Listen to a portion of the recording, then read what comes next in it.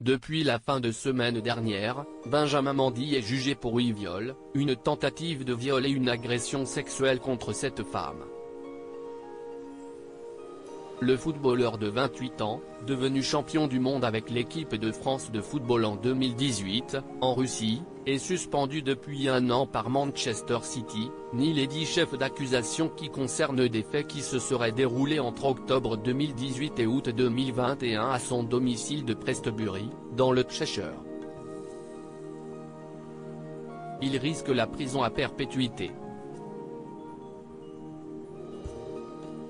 Benjamin Mendy n'est pas le seul homme jugé. Louis Saha Mathuris, en rapport avec l'ancien footballeur Louis Saha, poursuivi pour 8 viols et 4 agressions sexuelles sur 8 femmes entre juillet 2012 et août 2021. Il a également plaidé non coupable. Après 2 premières journées de procès consacrées au choix des jurés et à l'organisation des audiences, le tribunal est rentré dans le vif du sujet ce lundi 15 août 2022 avec le début de l'exposé de l'accusation. L'affaire est simple, a dit le procureur Timothy Cray au juré. Ça n'a pas grand-chose à voir avec le football. C'est un autre chapitre d'une histoire très vieille, des hommes qui violent et agressent des femmes car ils pensent qu'ils ont le pouvoir, et parce qu'ils pensent qu'ils s'en tireront sans conséquence.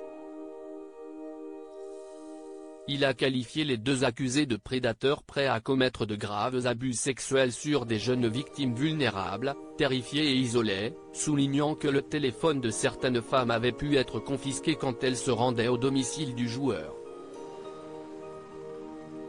Un manoir isolé et une porte au verrouillage spécial. Il a également été question du manoir de Benjamin Mendy. La grande propriété du footballeur située dans le Cheshire aurait joué un rôle sur la prise de contrôle de leurs victimes du fait du caractère isolé du manoir. Toujours d'après le procureur, la vulnérabilité des femmes a été accrue lorsqu'elles étaient au domicile de Benjamin Mendy. Et ce n'est pas tout, le procureur a également évoqué sur une porte qui dispose d'un verrouillage assez particulier. Cette porte ne pouvait être ouverte qu'à l'intérieur de la pièce et d'après Timothy Cray une seule personne savait déverrouiller ce système. Selon le procureur qui cite des témoins, il y a eu des viols dans ces pièces. Et de poursuivre, les victimes se sentaient enfermées par ce verrouillage spécial.